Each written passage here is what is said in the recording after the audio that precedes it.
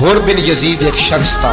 حر بن یزید ایک مختصر سا لشکر لے کے اس نے امام حسین کو ایک جگہ پہ روکا، پھر دوسری جگہ پہ روکا، بل آ کر تیسری جگہ پہ روکا. تو امام حسین نے فرمایا جگہ کون سی ہے؟ کہا حضور کرب و بلا.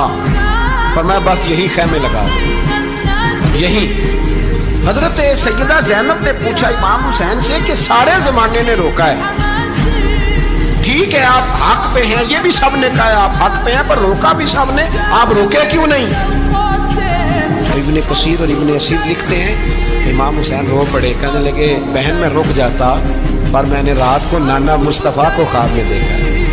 تو حضور نے فرمایا حسین اگر آج یہ رواج پڑ گیا نا یزید جیسے لوگوں کا تو قیامت تک پڑا رہے گا. پھر لوگ کہیں گے کوئی نکلا نہیں تھا تو ہمیں بھی نکلنا. پھر لوگ ظالموں کے سامنے گردنیں جھکانے کے عادی ہو جائیں. میں کہتا رہتا ہوں، کہہ رہا ہوں، کربلا کی جنگ کفر اسلام کی جنگ نہیں، کفر اسلام کی جنگ نہیں کربلا کی. کیونکہ یزید تو بڑا پکا نمازی تھا، خطبہ دیتا تھا. وہ تو جب امام حسین رضی اللہ تعالیٰ عنہ نے کربلا کے میدان میں جمعے کا دن تھا تو یزید کے سامنے کو بات کرنی شروع کی عمر بن سعد کے سامنے. تو عمر بن سعد کہنے لگا حسین زیادہ باتیں نہ کر، ہمارا جمعہ لیٹ ہو رہا ہے، جنگ کے لیے تیار ہو، فٹافٹ آ. اہل بیت نبوت کو قتل کریں گے اور قتل کے بعد پھر نماز پڑھیں گے اور پھر کہیں گے اللہم صلی علی محمد وعلی آل محمد، اسی نماز میں پھر درود بھی پڑھیں گے. یہ کیسا مرتبہ ہے، کیسا انداز ہے. دوستی قاتل سے بھی، مقتول سے یارانہ بھی. امام حسین نے حر بن یزید امام حسین سے کہنے لگا مجھے حکم ہے آپ کو روکنے کا، آپ آگے نہیں جا سکتے. امام صاحب نے فرمایا وجہ؟ زمین اللہ کی ہے. اس نے کہا آپ بیعت نہیں کر رہے، یزید کی حالات آپ کے حق میں درست نہیں ہیں، آپ نہیں جائیں گے. امام روک گئے. ظہر کی نماز کا وقت ہوا تو حضرت علی اکبر امام حسین کے بڑے صاحبزادے انہوں نے اذان ظہر پڑھی تو حر بن یزید کے لشکر نے امام حسین کے پیچھے نماز ادا کی. کہا بھئی تم مقابلے میں آئے ہو نماز پیچھے پڑھتے ہو؟ کہا حضور مقابلہ تو تلواروں سے کر رہے ہیں پر ہمارا دل تو مانتا ہے نا کہ مصطفیٰ کا نواسہ بڑی شان والا ہے. حر بن یزید نے 3 نمازیں لشکر سمیت امام حسین کے پیچھے پڑھی ہیں، 3 نمازیں، ظہر اثر اور مغرب. پھر امام حسین کے سامنے شرائط پیش کی کہ آپ کو یہاں گھیر لیا گیا ہے، یہاں آپ بیعت کریں گے، یہاں جنگ کریں گے، 2 ہی باتیں.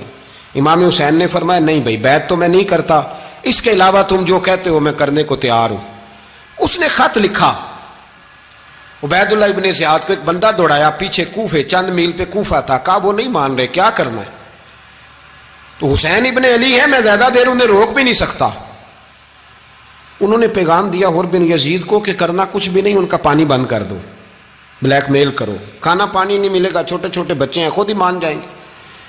حضرت امام علی مقام کے بارے میں حر کے پاس جب یہ پیغام آیا تو حر کہنے لگا میری طبیعت نہیں مانتی حسین پر پانی بند کروں، دل نہیں مانتا. جب یہ لفظ کہے نا دوبارہ تو پھر عبید اللہ ابن زیاد نے عمر بن سعد کو 10,000 آدمی دے کے بھیجا. کہا حر بن یزید لچک دکھا رہا ہے حسین کے حق میں. 3 دن تک پانی بند رہا. 9 محرم کو عمر بن سعد نے اور لوگ بلائے. شمر ایک بڑا سخت آدمی تھا، سنگ دل بدبخت، جس نے حضرت علی اصغر کے گلے پر تیر مارا تھا، وہ اور لشکر لے کے آیا. رات کو کہنے لگا امام حسین رضی اللہ تعالیٰ عنہ سے کہ بس بڑا ہو گیا، یہ 9-10 محرم کی درمیانی رات، یہاں آپ جنگ کریں گے یا آپ بیعت کریں گے، 2 ہی باتیں. امام حسین اندر گئے، سیدہ زینب سے مشورہ کیا، باہر آئے، فرمایا بات وہی ہے جو پہلے دن والی ہے. امام حسین رضی اللہ تعالیٰ عنہ نے فرمایا بھائی بیعت تو میں نہیں کرتا، باقی جو تمہارا پروگرام ہے. شمر اور ابن سعد کہنے لگے پھر جنگ کے لیے تیار ہو جائیں. کیا انداز ہے امام حسین کا.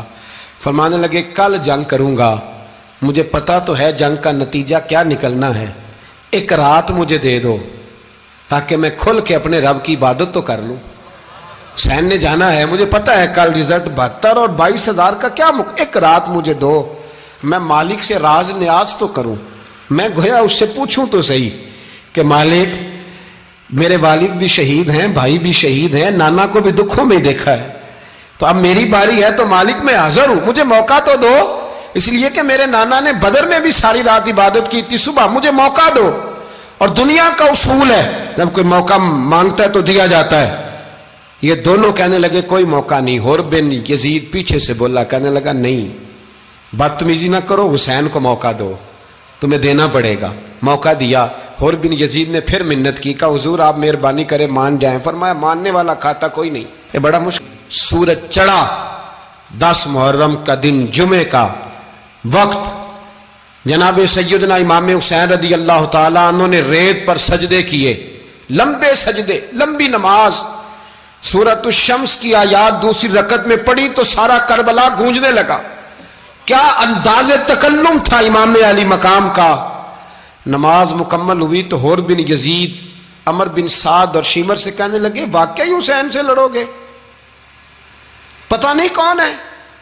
قل لا اسألکم علیہ اجرا, تم نے نہیں پڑھا؟ الا المودۃ فی القربى, تمہاری آنکھیں بند ہیں. الحسن والحسین سید الشباب اہل جنہ, تمہیں نہیں پتا؟ کہنے لگا چپ کر, حکومت نظر آ رہی ہے. اور بن یزید کہنے لگے پھر میرا بھی فیصلہ سنو, مجھے حکومت نہیں چاہیے, مجھے جنت چاہیے. حکومت نہیں چاہیے. امام حسین کی پہلی فتح دیکھیں. حر بن یزید ایڑی لگا کے نا یزید کے لشکر سے نکل کے امام حسین کے لشکر میں شامل ہو گیا, اور پہلا شخص جس نے امام حسین کو روکا, امام حسین کے نام پر پہلا سر بھی اسی شخص نے کٹایا ہے.